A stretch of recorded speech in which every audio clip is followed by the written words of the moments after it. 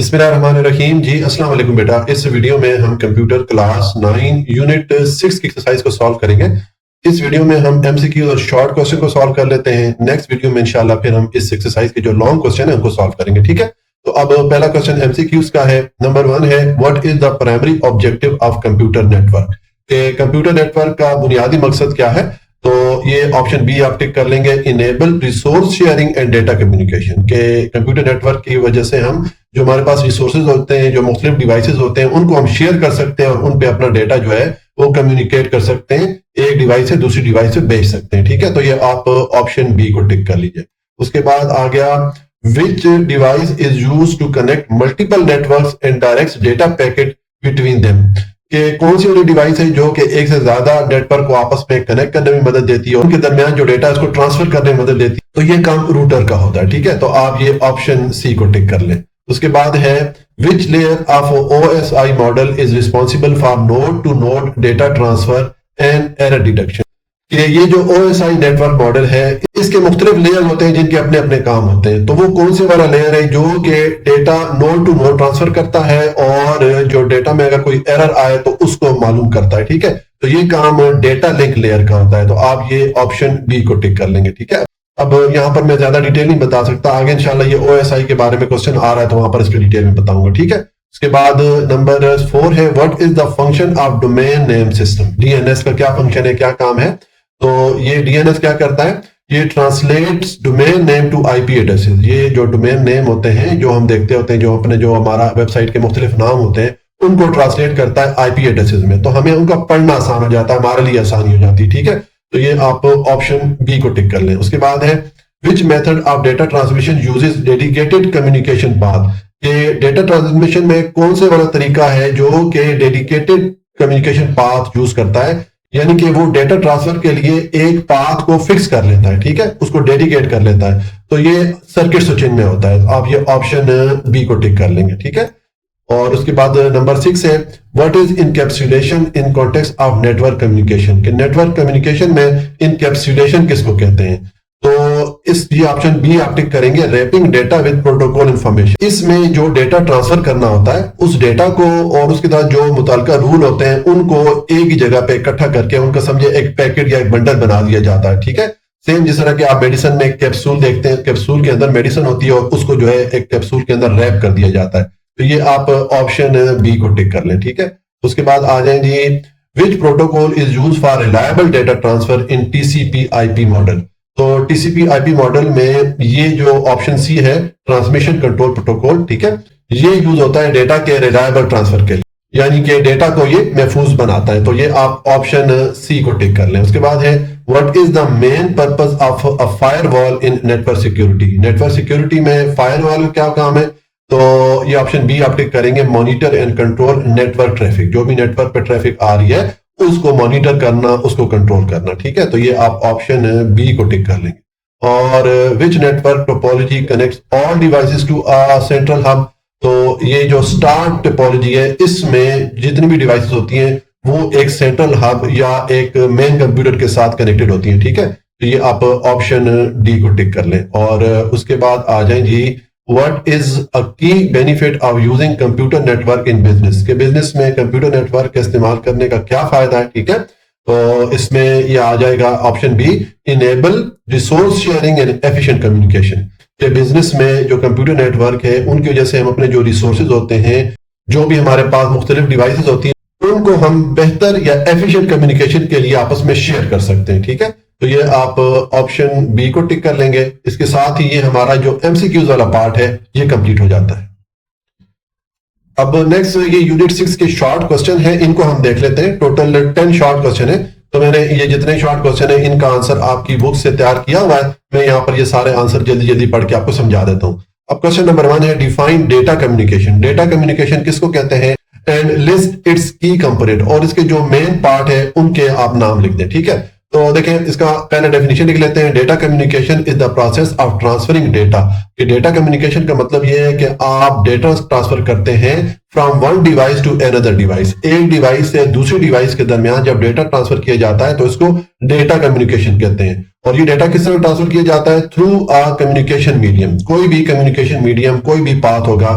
मिसाल के तौर पे कोई केबल हो सकती है, आपकी फाइबर ऑप्टिक का कोई मीडियम हो सकता है, या वेव्स की सूरत में हो सकता है। ठीक है, तो इस चीज को डेटा कम्युनिकेशन कहते हैं। अब इसके मेजर पार्ट या मेन कंपोनेंट क्या है? The key component of data communication are sender. जो डिवाइस डेटा भेजेगी वो सेंडर है। फिर रिसीवर है, जो डिवाइस डेटा को रिसीव करेगी। ठीक है, और फिर मैसेज है, जो डेटा हम भेजना चाह रहे हैं। ठीक है, तो वो मैसेज हो जाएगा। और ट्रांसमिशन मीडियम, ट्रांसमिशन पाथ, जैसे आपको मैंने बताया, कोई केबल हो सकती है, फाइबर ऑप्टिक केबल हो सकती है, कोई वेव्स हो सकती है। ठीक है, रेडियो वेव हो सकती है, मुख्तलिफ किस्म की वेव्स हो सकती हैं। एंड प्रोटोकॉल, और ये जो डेटा भेजा जाता है तो इसके लिए कुछ रूल सेट किए जाते हैं, उन रूल को प्रोटोकॉल कहा जाता है। तो ये इसके की कंपोनेंट हो जाते हैं डेटा कम्युनिकेशन के। ठीक है, और उसके बाद क्वेश्चन नंबर 2 है, explain the role of router in a computer network. Computer network में रूटर का क्या रोल है, क्या किरदार है? तो a router is a networking device. के रूटर जो है ये एक ऐसी नेटवर्किंग डिवाइस है that connect different network are allows devices to connect to it. कि ये मुख्तलिफ नेटवर्क या मुख्तलिफ डिवाइसेस को आपस में कनेक्ट करने का काम करता है। ठीक है, and forward data packet between them. और ये जो मुख्तलिफ इसने कंप्यूटर या डिवाइसेस को आपस में कनेक्ट किया होता है उनके दरमियान डेटा जो है वो भेजता है। ठीक है, it selects the best path for data transmission using IP addresses. ये क्या काम करता है कि जो इसको बेस्ट पाथ मिलता है डेटा ट्रांसमिशन के लिए उसको सिलेक्ट करता है। इसकी आप एग्जांपल इस तरह ले लें, think it as a traffic director on the internet. के इंटरनेट पे आप समझ लें ये एक ट्रैफिक डायरेक्शन बताने वाला है। ठीक है, जो इंटरनेट पे मुख्तलिफ किस्म का डेटा आ रहा है तो हर डेटा के लिए जो बेस्ट रूट बनता है ये उस पे डेटा को भेज देता है। Making sure that data gets from one place to another place efficiently. इसकी वजह से जो डेटा है वो एक प्लेस या एक डिवाइस से दूसरे प्लेस या दूसरी डिवाइस तक ज्यादा बेहतर तरीके से कम्युनिकेट हो जाता है। ठीक है, उसके बाद नंबर 3 है, what are the main function of network layer in OSI model. ये ओएसआई जो नेटवर्क मॉडल है इसमें नेटवर्क लेयर का क्या काम है? ठीक है, तो देखिए पहले हम ओएसआई मॉडल देख लेते हैं। ये किसको कहते हैं? ओएसआई से बनता है open system interconnection model is a set of rule.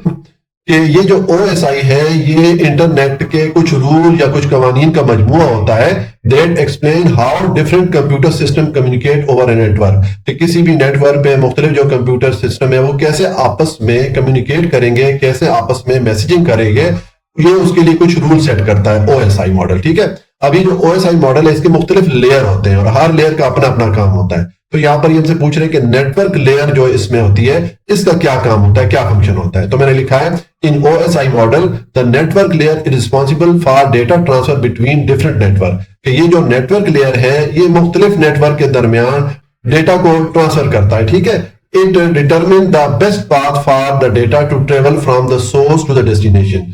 ये जो डेटा है उसको जब भेजता है तो उसके लिए देखता है कि जो ज्यादा बेहतर पाथ कौन सा इसके लिए है। ठीक है, और उस तरीके से फिर ये डेटा जो है वो भेज देता है। अब इसकी एग्जांपल हमने लिख ली, imagine a GPS system finding the best route for you to travel from home to school. मिसाल के तौर पे आपने घर से स्कूल जाना चाह रहे हैं तो आप जीपीएस सिस्टम अगर ऑन करेंगे तो ये आपको जो सबसे बेहतर रूट है, जो कि आसान है, जो कि शॉर्ट है, जिसमें आपका कम टाइम जाया होगा, वो वाला रूट सजेस्ट करेगा। ठीक है, तो ये काम कौन से वाला लेयर कर रहा है? ये आपका नेटवर्क लेयर जो है ये करता है। ठीक है, तो ये हमारा क्वेश्चन नंबर 3 कंप्लीट हो जाता है। और उसके बाद आ जाएंगे क्वेश्चन नंबर 4 है, describe the difference between packet switching and circuit switching. आपकी जो नेटवर्क कम्युनिकेशन होती है, नेटवर्क में जो डेटा भेजा जाता है वो मुख्तलिफ तरीकों से भेजा जाता है। इसमें ये 2 तरीके हैं, एक पैकेट स्विचिंग और एक सर्किट स्विचिंग। इसके बारे में हमसे पूछ रहे हैं तो इसका आंसर है पैकेट स्विचिंग के बारे में पहले लिख लेते हैं। In packet switching data is divided into small packet. इसमें जो डेटा होता है इसके छोटे छोटे पैकेट बना दिए जाते हैं, छोटे छोटे सेट बना दिए जाते हैं और वो जो छोटे छोटे पैकेट होते हैं उनको फिर मुख्तलिफ पाथ के जरिए भेजा जाता है। वो जब अपने डेस्टिनेशन पे पहुंचते हैं तो उनको दोबारा वापस रीअसेंबल कर लिया जाता है। ठीक है, लेकिन जो सर्किट स्विचिंग है, in circuit switching a dedicated communication path is established before data transmission. इसमें data transfer. Next question number 5 है, what is the purpose of dynamic host configuration protocol DHCP।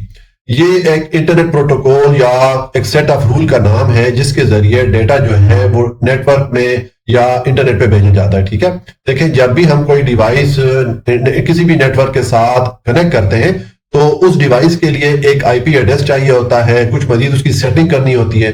तो ये जो DHCP प्रोटोकॉल है, इसमें जब भी आप डिवाइस कनेक्ट करते हैं किसी भी नेटवर्क के साथ, तो उसको ऑटोमेटिकली आईपी एड्रेस भी अलॉट हो जाता है और उसकी बाकी जो सेटिंग है या कॉन्फ़िगरेशन है वो भी ये खुद से कर लेता है, यानी कि हमें मैनुअली कुछ भी नहीं करना पड़ता। ये इसका फायदा है। तो ये चीज मैंने यहाँ पर लिखी है, DHCP is used to automatically assign IP addresses and other network configuration detail to device on a network. किसी भी नेटवर्क पे डिवाइस को जो आईपी एड्रेस है वो ऑटोमेटिकली एलोकेट कर देता है ये, और बाकी जो भी कॉन्फ़िगरेशन या सेटिंग चाहिए ये खुद से कर लेता है, रिड्यूसिंग मैनुअल कॉन्फ़िगरेशन। तो उससे जो मैनुअल वर्क है हमारा वो कम हो जाता है, ठीक है। और अब इसकी एग्जांपल ले लेते हैं। Example, when a device connect to a wifi network. जब देखें आप अपने मोबाइल को किसी भी वाईफाई नेटवर्क से आप कनेक्ट करते हैं तो क्या होता है, DHCP assign it N IP address. तो आप देखते होते हैं कि आपके मोबाइल को ऑटोमेटिकली एक आईपी एड्रेस जो है वो एलोकेट हो गया। तो ये काम कैसे हो रहा है, ये DHCP प्रोटोकॉल जो है इसके जरिए होता है, ठीक है। उसके बाद क्वेश्चन नंबर 6 है, how does encapsulation ensure secure communication in a network. कि किसी भी नेटवर्क में इनकैप्सुलेशन किस तरह महफूज कम्युनिकेशन को यकीनी बनाता है कि आपका जो डेटा है वो महफूज तरीके से एक जगह से दूसरी जगह चला जाए। ये इनकैप्सुलेशन के जरिए किस तरह किया जाता है, ठीक है। तो देखिए इसका मैंने आंसर लिखा है, encapsulation wraps data with protocol information at each network layer. Encapsulation एक तरीका है जिसके जरिए आप जो डेटा है उसको महफूज तरीके से नेटवर्क पे भेजते हैं, ठीक है। देखिए इसके नाम इनकैप्सुलेशन से आप मिसाल ले लें कि जैसे मेडिसिन में आपके पास कैप्सूल होता है और उसके अंदर मेडिसिन होती है, ठीक है। तो वो जो कैप्सूल का कवर होता है वो उसके अंदर जो मेडिसिन है उसकी हिफाजत कर रहा होता है, उसको प्रोटेक्ट कर रहा होता है। तो सेम इसी तरीके से इंटरनेट पे भी इनकैप्सुलेशन की जाती है, यानी कि डेटा को और उसके साथ जो भी मुताल्लिका इंफॉर्मेशन होती है उनको रैप करके एक कैप्सूल की सूरत में या एक पैकेट की सूरत में कर दिया जाता है। और ये पैकेट या ये जो कैप्सूल है या ये जो छोटे छोटे बंडल होते हैं इस डेटा के, इनको इंटरनेट के जरिए महफूज तरीके से एक जगह से दूसरी जगह भेजा जाता है, ठीक है। यानी कि कोई भी अनऑथोराइज बंदा वो डेटा एक्सेस नहीं कर सकता, उसमें कोई चेंजिंग नहीं कर सकता। ये काम इनकैप्सुलेशन का होता है, ठीक है। तो मैंने लिखा है, encapsulation wraps data with protocol information at each network layer. के हर नेटवर्क लेयर पे ये जो इनकैप्सुलेशन है ये डेटा को रैप कर लेता है, डेटा के पैकेट बना लेता है, डेटा को सेव कर लेता है, ठीक है, उस डेटा को और उसके साथ जो भी इंफॉर्मेशन चाहिए। Ensuring proper delivery and reducing unauthorised access during transmission.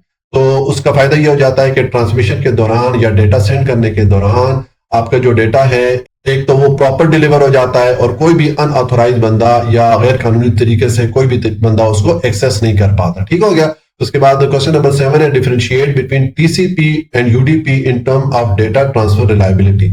ये TCP और UDP इनमें डिफरेंस हमने बताना है या क्या फर्क होता है। ये दोनों डेटा ट्रांसफर करने के प्रोटोकॉल या रूल का नाम है, ठीक है। पहले TCP देख लेते हैं, ट्रांसमिशन कंट्रोल प्रोटोकॉल, TCP। ये क्या करता है, TCP provide reliable data transfer with error checking and acknowledgement. TCP internet पे डेटा भेजने का एक तरीका या एक प्रोटोकॉल है या एक रूल है जिसके जरिए जो डेटा है वो ज्यादा महफूज तरीके से इंटरनेट पे भेजा जाता है, क्योंकि इस पे जब डेटा भेजते हैं तो उस पे पहले एरर चेकिंग उसकी हो जाती है, ठीक है, और उसके बाद भेजा जाता है। लेकिन जो UDP है यानी कि यूजर डेटाग्राम प्रोटोकॉल, इसमें जो डेटा है वो इंटरनेट पे ज्यादा फास्ट तरीके से ज्यादा जल्दी भेज दिया जाता है, लेकिन इसमें डेटा की चेकिंग नहीं होती। तो इसका मतलब है कि जो TCP में डेटा ट्रांसफर किया जाता है वो ज्यादा रिलायबल होता है, ज्यादा महफूज होता है, ज्यादा सही होता है, ठीक है। और UDP के जरिए जो डेटा भेजा जाता है वो ज्यादा फास्ट तरीके से भेजा जाता है, लेकिन अनरिलायबल होता है क्योंकि इसमें जो एरर है उनकी चेकिंग प्रॉपर नहीं होती, ठीक है। तो UDP का मैंने लिख दिया, UDP provide faster but unreliable data transfer without error correction, ठीक है। अगर कोई एरर वगैरह हो तो उसको करेक्ट नहीं किया जाता, बस डेटा को भेज दिया जाता है, ठीक है। और उसके बाद नंबर 8 है, explain the importance of encryption in network security. Network security में इंक्रिप्शन किसको कहते हैं? तो इंक्रिप्शन जो है ये एक तरीका होता है जिसके जरिए आप जो डेटा है उसकी कोडिंग कर लेते हैं, यानी कि आपका जो एक्चुअल डेटा या असल डेटा होता है उस पे कुछ कवानीन अप्लाई करके, कुछ तरीकाकार अप्लाई करके उसकी जो शेप है वो तब्दील कर दी जाती है, उसका जो फॉर्मेट है वो तब्दील कर दिया जाता है। अब इस फॉर्मेट में अगर ये डेटा किसी तीसरी पार्टी को या किसी अनऑथोराइज बंदे को मिलता है तो वो उसको नहीं पढ़ पाता कि इस डेटा का क्या मतलब है, क्योंकि वो डेटा जो है प्रॉपर तरीके से उसकी इंक्रिप्शन हुई होती है, उसकी जो फॉर्मेटिंग है या उसकी जो शेप है वो चेंज कर दी जाती है इंक्रिप्शन में, ठीक है। तो बस इसका मैंने आंसर लिख दिया। Encryption protects data by converting it into a secure format, के इंक्रिप्शन के जरिए जो डेटा होता है उसकी हिफाजत की जाती है। किस तरीके से कि हम जो डेटा है उसको सिक्योर फॉर्मेट में तब्दील कर लेते हैं, जो कि हर बंदा नहीं पढ़ पाता। Ensuring that only authorised user can access the information during transmission, और इस बात को यकीनी बनाया जाता है कि जो ऑथोराइज बंदा है, जिस बंदे को हमने डेटा भेजना है, वही उस डेटा को एक्सेस कर सके, उसको समझ सके, उसको पढ़ सके। ठीक है। और उसके बाद क्वेश्चन नंबर 9 है, what are the advantages of using star topology in a network, कि नेटवर्क में स्टार टोपोलॉजी यूज करने का क्या फायदा है। स्टार टोपोलॉजी जो है ये नेटवर्किंग करने का एक तरीका है। इसमें एक मेन कंप्यूटर होता है, आपका सर्वर होता है, ठीक है, और उस मेन कंप्यूटर या सर्वर जिसको कि हब भी बोलते हैं, उसके साथ बाकी जितने भी डिवाइसेस या कंप्यूटर होते हैं उनको कनेक्ट कर लिया जाता है। ठीक है। तो अब यहां पर मैंने लिखा है star topology is easy to install and manage. Star topology को आसानी से इंस्टॉल किया जा सकता है, मैनेज किया जा सकता है। यहां पर दायरे इसके हमने एडवांटेजेस लिखने हैं। ठीक है। Failure of one device does not effect other, इसमें अगर एक डिवाइस फेल हो जाए तो दूसरी डिवाइस पे उसका असर नहीं पड़ता। हाँ, जो आपका जो सेंट्रल डिवाइस है, जो हब है, अगर वो खराब हो जाए तो फिर आपकी सारी डिवाइसेस रुक जाएंगी। ठीक है। And troubleshooting is simple due to centralise control, चूंकि इसमें सेंट्रलाइज कंट्रोल होता है, एक हब होता है या एक मेन सर्वर होता है, तो इसलिए इसकी अगर ट्रबल शूटिंग आ जाए तो उसको करना आसान होता है। ठीक है। और उसके बाद क्वेश्चन नंबर 10 है, how does firewall contributes to a network security, के नेटवर्क की सिक्योरिटी में फायरवॉल का क्या किरदार है। ठीक है। अगर हम नेटवर्क को सिक्योर करना चाह रहे हैं तो उसमें फायरवॉल क्या किरदार अदा करता है। तो इसका मैंने लिखा है, a firewall monitor and control incoming and outcoming network traffic based on security rule, के जो फायरवॉल है इसका क्या काम होता है कि ये नेटवर्क में जो डेटा आ रहा है, जो डेटा जा रहा है, उसको कंट्रोल करता है, उसको चेक करता है। ठीक है।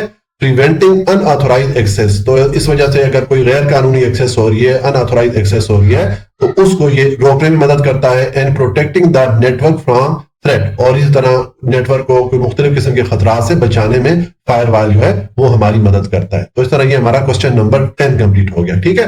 तो इस तरह ये हमने इस वीडियो में एमसीक्यू और शॉर्ट क्वेश्चन को कंप्लीट कर लिया। नेक्स्ट वीडियो में इंशाल्लाह हम इस यूनिट के जो लॉन्ग क्वेश्चन है उनको सॉल्व करेंगे। वीडियो अगर अच्छी लगी हो तो वीडियो को लाइक, सब्सक्राइब और शेयर जरूर कर लीजिएगा। अगर कोई पॉइंट समझ में नहीं आया तो कमेंट में लाजमी पूछ लीजिएगा। हमेशा खुश रहें, मुस्कुराते रहें। अल्लाह की अमान में।